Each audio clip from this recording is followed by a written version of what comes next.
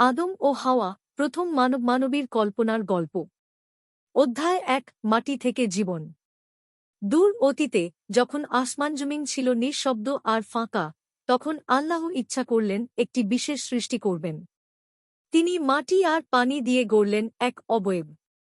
ফেরেশতারা তাকিয়ে দেখছিলেন, কিন্তু অবয়ব নিথর।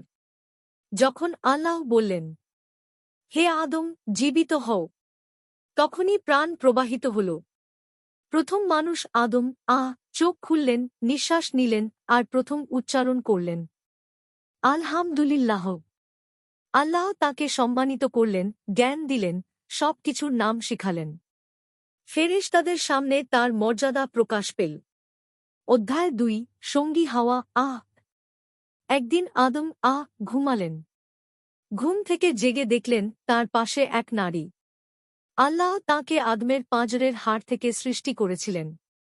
এই নারী হলেন হাওয়া প্রথম নারী, আদমের সঙ্গিনী, মানবজাতির মা। অধ্যায় ৩ জান্নাতের জীবন। আদম ও হাওয়া কে আল্লাহ জান্নাতে স্থান দিলেন। সেখানে ছিল শান্তি, ফলফলাদি, নদী আর অগণিত নেয়ামত।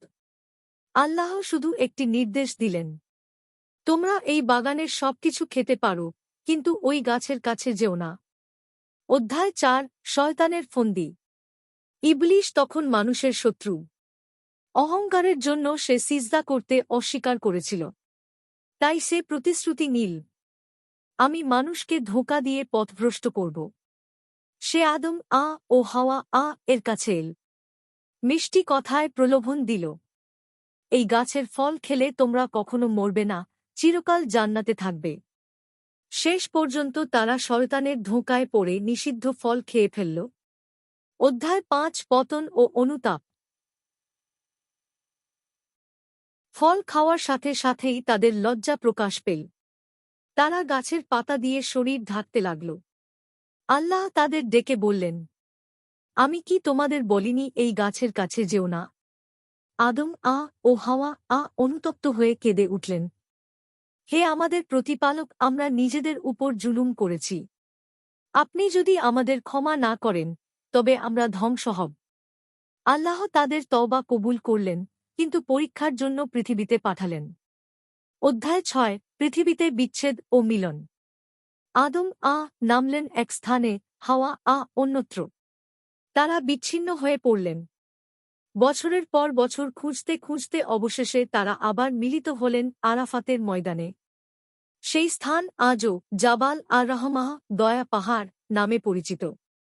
অধ্যায় ৭ মানবজাতির সূচনা। এভাবেই পৃথিবীতে মানুষের জীবনের শুরু হল। আদম হলেন প্রথম নবী, প্রথম মানুষ। হাওয়া হলেন তার সঙ্গিনী, মানবজাতির মা। তাদের থেকে ছড়িয়ে পড়ল মানুষ, তাদের শিক্ষার ভিত্তিতেই গড়ে উঠল মানব সভ্যতা। শিক্ষা ও বার্তা। এই কাহিনী আমাদের শেখায়, মানুষের মর্যাদা। আল্লাহ মানুষকে জ্ঞান ও ইচ্ছাশক্তি দিয়ে সৃষ্টি করেছেন। অহংকারের পরিণতি, ইবলীসের পতন অহংকারের জন্য। শয়তানের ধোঁকা, সে সবসময় মানুষকে ভুল পথে নিতে চায়। তওবা ও ক্ষমা, মানুষ ভুল করলে অনুতপ্ত হয়ে আল্লাহর কাছে ফিরতে হবে। বিবাহের শিক্ষা, আদম হাওয়ার বিচ্ছেদ ও পুনর্মিলন দাম্পত্য জীবনে ধৈর্য, চেষ্টা আর মিলনের গুরুত্ব শেখায়। এভাবেই হযরত আদম ও হাওয়া এর গল্প ইসলামের আলোকে মানব ইতিহাসের সূচনা করে।